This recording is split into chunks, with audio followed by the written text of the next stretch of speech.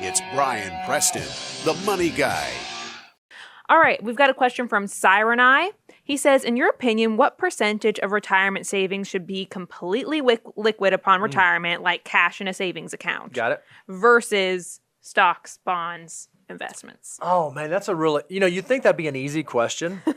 Right now, it's a little nuanced, and I don't mind admitting to you that it's a little nuanced. So we know that when we are in our accumulation years, we need to have an emergency fund. And that emergency fund should be somewhere between 3 to 6 months, depending on your situation. Am I a high-income individual with a specialized job? Do I have 2 incomes? Do we have 1 income? Do we have kids?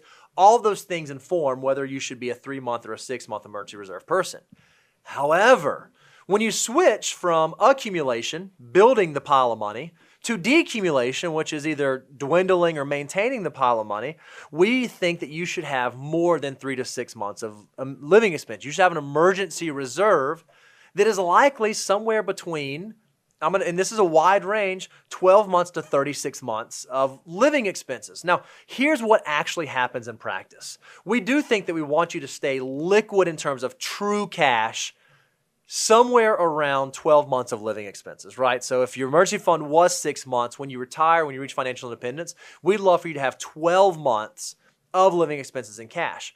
But what we also recommend is if you are someone who's built your 3 buckets well, one of the things you might want to think about inside of your readily available, accessible bucket is to hold what we call stable asset-based investments. So they technically are mutual funds or ETFs, or they fall into that stock and bond category, but perhaps they are more conservative than just all-out equities, right? If the market were to have a hookup, if the market were to come down, they're not going to experience the same amount of volatility. So a lot of times what we do when we have our retirees is we'll build sort of this stacked approach. We'll have the 12 months of purely liquid cash, and then for that extra 12 to 24 months we want to have in there, we'll have it in some sort of stable asset base, because all you're really trying to do with that, Reby, is buy yourself time.